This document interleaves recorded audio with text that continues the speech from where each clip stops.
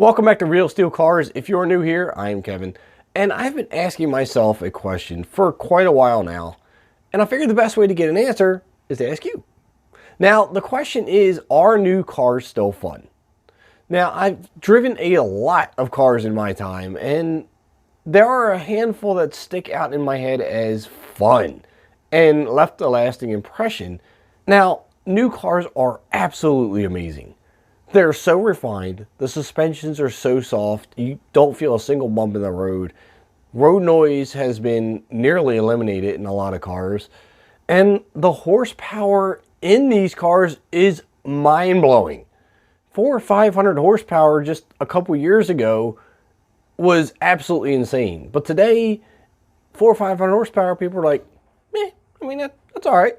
I guess it'll move a little bit. And I think we've kind of grown numb to horsepower. The suspension and everything are so soft.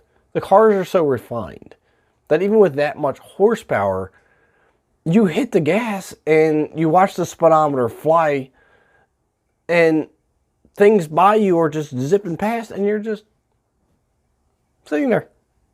Hold your coffee. There's no drama. There's no excitement.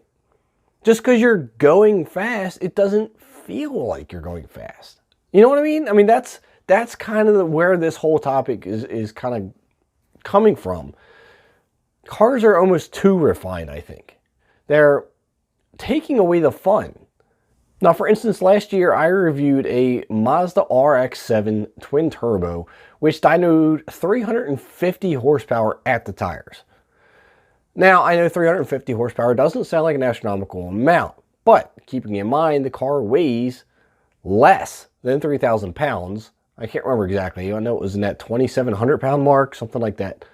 But the car was fun. I mean, this car was probably one of the most fun cars I have ever driven. And I've driven a lot of cars. It was quick. I mean, it was one of those cars where when you hit the gas, you got sucked into the seat. You got that drama of a fast car. You got pulled into the seat. And the higher the RPMs went, the more you got pulled into the seat. And it was fun.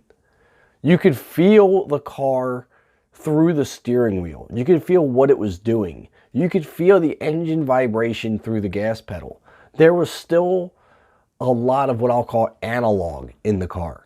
It wasn't so refined that you couldn't sense what the car was doing, which I think is what is missing in newer cars. It's more like you're playing a video game. And the drama, I think, is what I'm missing in cars. As this video progresses, let me know in the comments what you think of new cars versus maybe ones that are a couple years older.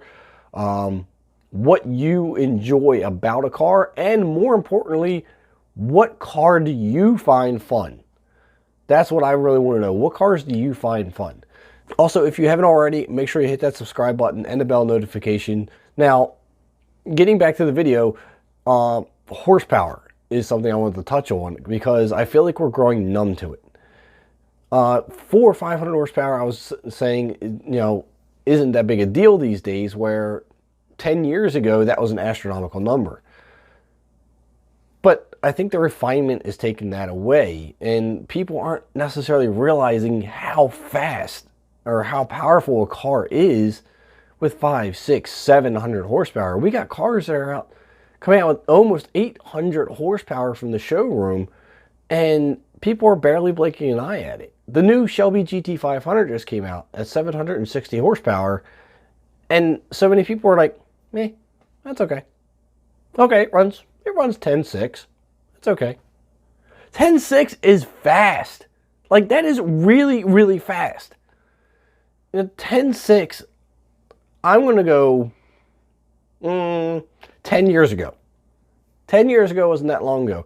To acquire a 10.6 in a quarter mile took astronomical amount of engine work and suspension work to get a car to run that. So to say you can buy a car from the dealership now that runs that factory on street tires is mind-blowing to me.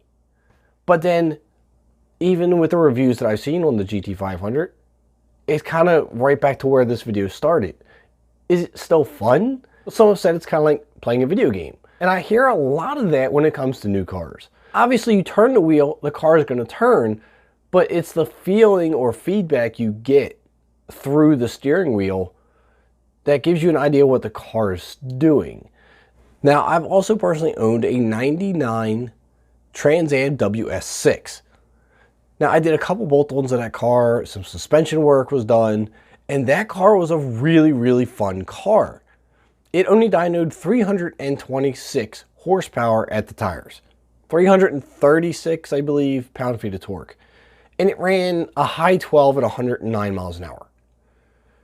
Now, for a car with just an air lid and a catback, I thought that was really good.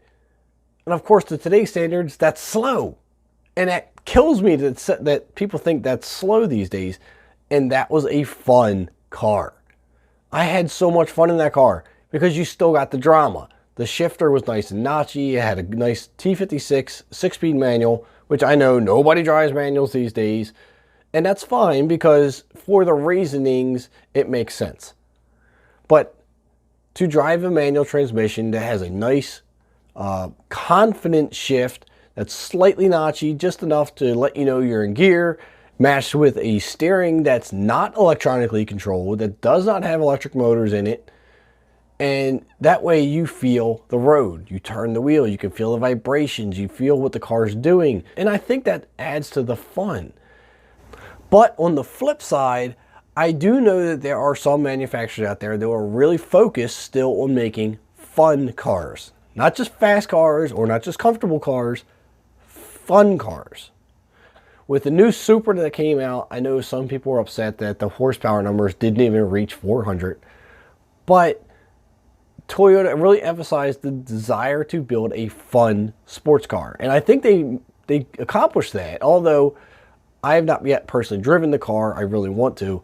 But everyone who has cannot stop saying how much fun it is. So I'm glad to hear that there are companies that are still working on that fun factor rather than the fast factor. Because sometimes I think we get lost in horsepower numbers. We get lost in the desire for 0 to 60 times and quarter-mile times. And we're losing the fun. Because if you're not having fun driving your car, what's the point? Now, I could go rambling on about this all day long, but I want you to write down in the comments, what cars do you find fun? Not necessarily fast, although fast is nice too. But fun. What car have you driven and gotten out of and went, man, that was a fun car to drive? What also makes a car fun? Is it the analog feel? Is it the speed? Is it the comfort? What is it to you that makes a car fun? Make sure you hit that subscribe button and the bell notification, and I'll catch you next time.